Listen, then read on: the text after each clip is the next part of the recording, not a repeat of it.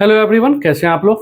दोस्तों 69 BPSC interview और FAO का जो इंटरव्यू है वो लगभग स्टार्ट हो चुका है और हम लोग भी अपना स्टार्ट किए हैं और इसी बीच कई बच्चे ने अपना इंटरव्यू दिया है।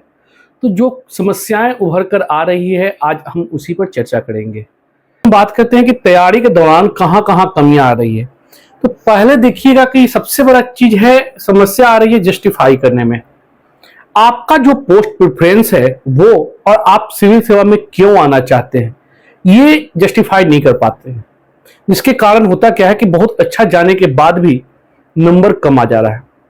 जैसे मान लेते हैं कि एक सवाल है, आपने इंजीनियरिंग करने के बाद इतने लंबे समय तक गैप क्यों रहा, क्या किए, और इस चीज को वो सही नहीं बता पा रहे, तब देखने में समस्या आ रही है। फिर आप सिविल सर्विसेज में क्यों आना चाहते हैं ये भी सही नहीं बता पा रहे। तो कहीं ना कहीं बेहतर तरीके से जो उनका पोस्ट प्रेफरेंस है और जो उनका वर्क ऑफ नेचर है, जो काम करते हैं या जिस जॉब में हैं, तो जब तक इस चीज को एक कह सकते हैं कि बिल्कुल तारतम्यता नहीं मिलेगी तब तक स्कोर अच्छे नहीं आएंगे। इसके अलावा और भी कई सारे क्वेश्चन हैं जिसमें अप्रोप्रिएट रीजन नहीं मिल पाता है, जिसके कारण भी लगता है कि नहीं ये झूठ बोल रहे हैं और आपको लगता है कि हम बच के निकल गए, लेकिन क्वेश्चन वहां पर आप फंस जाते हैं। जैसे मान लीजिए कि सब्जेक्ट चेंज क्यों किए, एफएओ वाले खासतौर पर देखते हैं कि वो उनका ऑप्शनल पेपर में रिटेन था, तो वहां पर आप ग्रेजुएशन कोई सब्जेक्ट से करते हैं, आपने ऑप्शनल पेपर कोई और रखा है और उसका सही वो जवाब नहीं देते। क्वेश्चन तैयारी के दौरान मेरा कमी थी, नोट्स अच्छे नहीं थे, सेल्फ स्टडी कर रहा था, ये सब कारण से आपको यह नहीं हो पाएगा कि हाँ आपने सब्जेक्ट चेंज किया है। तो कोई रियल और सबसे बड़ा चीज है कि जो बेहतर हो सके आप उसको तैयार करें आंसर में। इसके अलावा ग्रेजुएशन के बाद का जो गैप है वो गैप भी आप तैयार रखें। लगभग बच्चे गैप को भर नहीं पाते हैं, इसके कारण उनकी कमियां या फिर कह सकते हैं उनकी समस्याएं बाद में देखने को मिलती है। इसके अलावा आपने डीएसपी को ही प्राथमिकता क्यों दिया, लगभग बच्चे देख रहे हैं डीएसपी को प्राथमिकता दे रहे हैं, लेकिन क्यों दे रहे हैं पता नहीं चल रहा, उनका सही कारण भी नहीं आ रहा है। हम समाज सेवा करना चाहते हैं, टीचर हैं और समाज सेवा करने आ रहे हैं डीएसपी में, टीचर नहीं कर सकते क्या?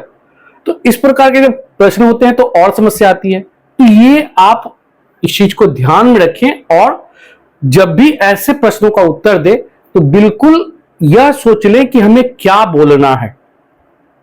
इसी प्रकार स्टार्टिंग 3 जो आपका पोस्ट प्रेफरेंस है उसको ध्यान में रखें, वो भी ध्यान में नहीं रहता है। प्लस उससे संबंधित कई सारे प्रश्न पूछे जाते हैं, जैसे उस पोस्ट का जॉब ऑफ नेचर क्या है, तो वो ध्यान आपको रखना है। फिर इसके अलावा इसकी हायरार्की क्या है, वहां पर भी आपको पूरा काम करके आना पड़ेगा।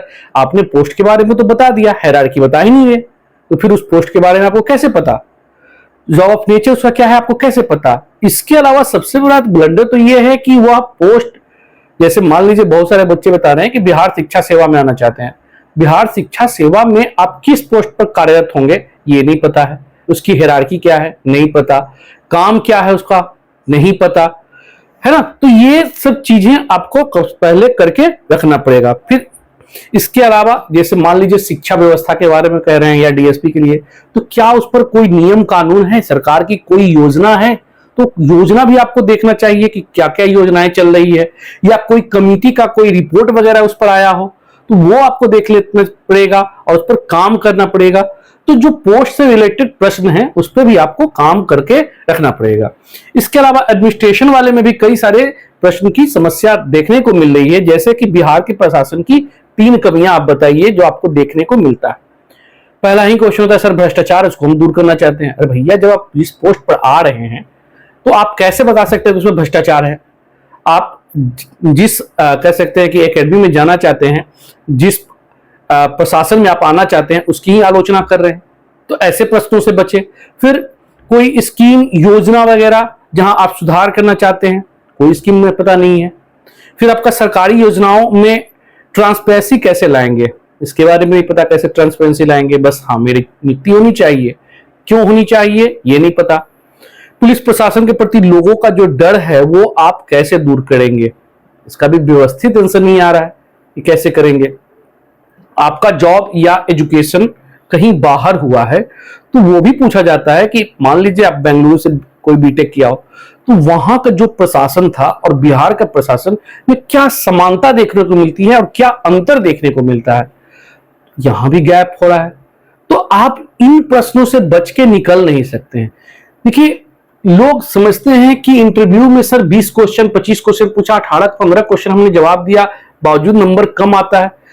तो नंबर कम आने के पीछे कारण क्या है कि आपसे केवल वहां कन्वर्सेशन नहीं चल रहा है, आपसे सब्जेक्ट के बारे में नहीं पूछ रहा, वो पीटी मेंस में हो चुका है। तो आप सोचते हैं कि हमसे सब्जेक्ट पूछे और हम उसका आंसर दे दें तो बड़ा अच्छा रिजल्ट आ जाएगा, ऐसा कुछ नहीं है। आपको पहले प्रशासनिक अप्रोच समझना होगा, आपको एक एटीट्यूड होनी चाहिए जो प्रशासन जैसा दिखे, आपको बोलने की कला, आपको अपना प्रेजेंटेशन कितना बेहतर है, तो इन सभी पर आपको काम करके रहना पड़ेगा। इसी संबंधित और भी कई सारे क्वेश्चन होते हैं, जैसे सिचुएशन बेस्ड वाले, वहां बच्चे फंस रहे हैं। तो आपको इथिक्स के बारे में थोड़ी बहुत जानकारी हासिल करनी पड़ेगी, जिससे आप अपना जो सिचुएशन बेस्ड क्वेश्चन है उसको बेहतर तरीके से कर ले जाते हैं। तो इस पर काम करना पड़ेगा। कई सारी बच्चियां आ रही हैं, वुमेन एम्पावरमेंट की बात कर रही है, शिक्षा की बात कर रही है ना। बच्चे जो है इंफ्रास्ट्रक्चर की बात करते हैं एफएओ वाले कि हम बिहार में ये कर देंगे, वो बिहार में कर देंगे, कृषि में, इंडस्ट्री में। लेकिन योजनाएं जब पूछी जाए कि कोई योजना वगैरह चल रही है क्या, पता नहीं। कोई रिपोर्ट वगैरह आया है, नहीं पता।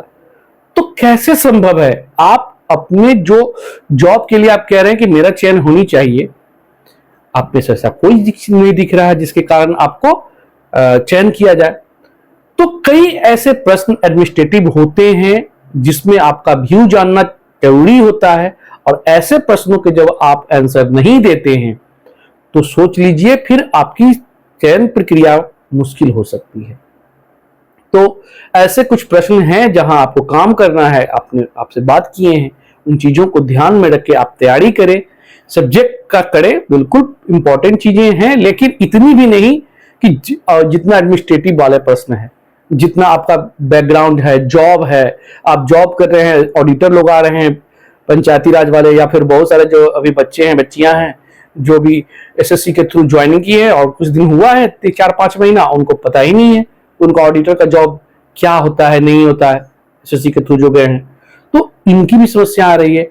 फिर आप बहुत सारे ऐसे बच्चे बच्चियां आए हैं जो अभी दरोगा का बहाली में लिए हैं और कुछ दिन हुआ है ज्वाइनिंग किए हुए, तो उनके बारे में एफआईआर, एनसीआर, इसकी बेसिक चीजें नहीं पता हो रही है। एक ट्रेनिंग कहाँ हो रही है, एफआईआर में किन किन चीजों का लिखना होता है। तो अगर आप अपने जॉब के बारे में ही नहीं पता तो फिर कैसे आप आगे क्वेश्चन को आप टेकल कर पाएंगे। तो ये चीज को ध्यान में रखिए और इन सब चीजों पर आप काम कीजिए। आपके पास समय है, लगभग 20-25 दिन है आपके पास, जिस पे आप चाहें तो आप बेहतर कर सकते हैं। और दोस्तों, ये लास्ट स्टेज है, अगर यहां आप बेहतर कर ले जाते हैं तो आपका एक सीट तो पक्का है, और अच्छा इंटरव्यू देते हैं, स्कोर आपका 90 या इससे ओवर होता है, ऊपर होता है, तो आप निश्चित तौर पर रैंक ला सकते हैं।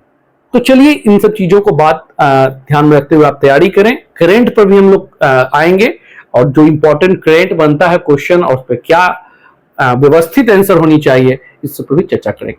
ठीक है दोस्तों, जल्द मिलते हैं फिर हम नेक्स्ट वीडियो के साथ। ओके।